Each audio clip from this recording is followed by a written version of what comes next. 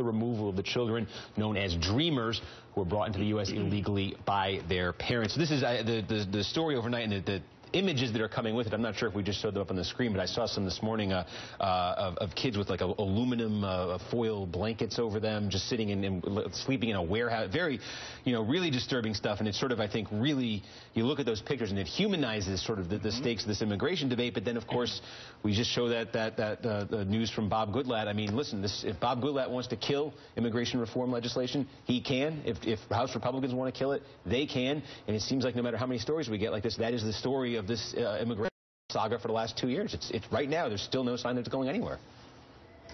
Well, I mean, I think one of the... Or is it? Maybe. Feel free to tell me I'm wrong. I mean, it's interesting to have this story go out, and I mean, I saw sort of the accompanying explanation that there's actually been sort of a surge of folks over the border now.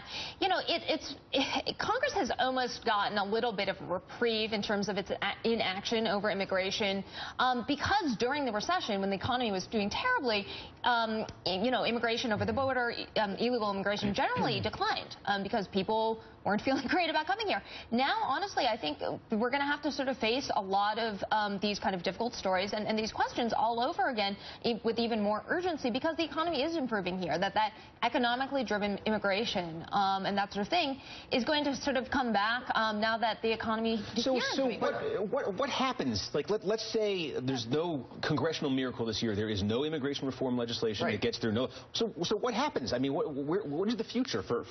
Well, the first thing I want to say is I think that this whole immigration debate is really crazy because the Republicans kind of keep like dangling, like they sort of like keep plugging in it and unplugging like there is no immigration bill that's moving. That is not happening. That's not a real thing. They have used this idea of the deportation thing to successfully push the White House to delay their immigration deportation changes on their own. Yesterday at this aforementioned breakfast I was talking about with Podesta, he mentioned the same thing. He said, look, if we delay this process, it'll make it more possible to have immigration reform.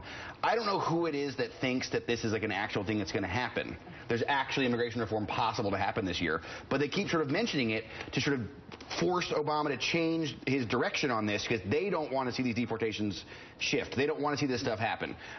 In terms of what happens to the situation now, the administration has had to step in, as they've had to do right along, because Republicans won't do anything, and they've had to step in, and they've had to do an interagency task force. They're trying to do all this sort of stuff with their existing power to deal with this problem. But right now we've left the entire immigration problem on the shoulders of Obama, and that's Republicans who've done that. And on all the shoulders of the state governments that have to deal with this issue now.